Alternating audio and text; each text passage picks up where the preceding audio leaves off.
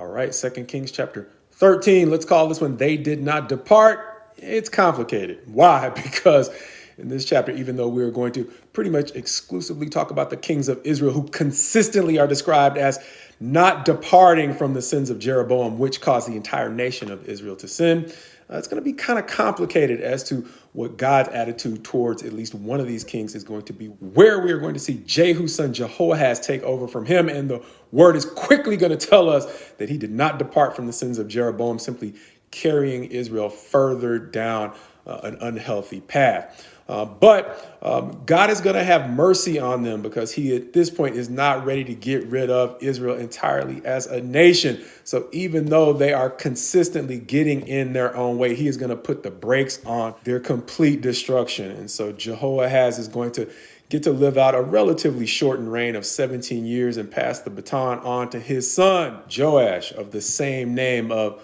the king of Judah that we just got through talking about. Once again, reminding us that some of the names of the kings of both Judah and Israel are going to overlap. But all that aside, Joash, king of Israel, is likewise going to be described as a man who did not depart from the sins of Jeroboam. But it's going to be complicated because this is the chapter in which we also see Elisha finally passing. And I haven't mentioned a lot about Elisha through these first few chapters of this week because he hasn't featured very prominently, but that doesn't mean he is not important. Why? Because as opposed to the way that we saw Elijah simply wander off into the sunset, Elisha in this chapter is going to get a visit from Joash, who is going to seem to be mourning and basically calling him his father. And after the way that he greets Elisha, Elisha is going to tell him to take out his bow and shoot an arrow eastward. And he is going to say, that arrow is going to represent God's arrow of victory for you over Syria, who by now have been causing Israel plenty of trouble. He's going to say it's not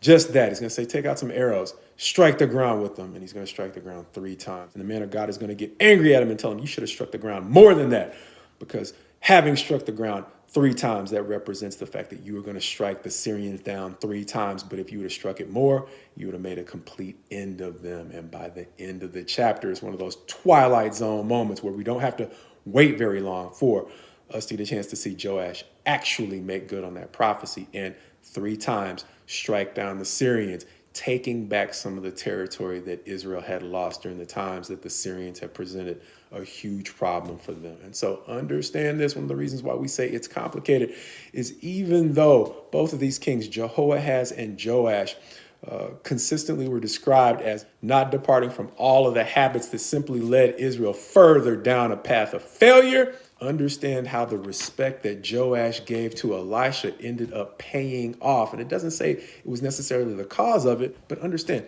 how the visit that Joash paid Elisha on his deathbed and the respect and the kindness that he showed him is what led to Elisha giving him the prophecy that let him know he would be successful where other kings of Israel had failed. Even Jehu, who was very successful in replacing Ahab and cleaning up Israel from all of the sins of the house of Ahab, he still wasn't as successful against Hazael, the king of Syria, as Joash would be. And understand, that was all preceded by the respect that Joash showed Elisha, which reminded me of this.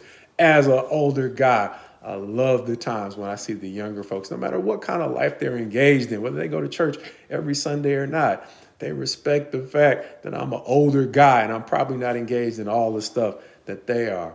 And sometimes I know, because I know what it was like when I was coming up, it can be easy for your friends to call you a hypocrite when you're one way around them, but you're showing respect to elders.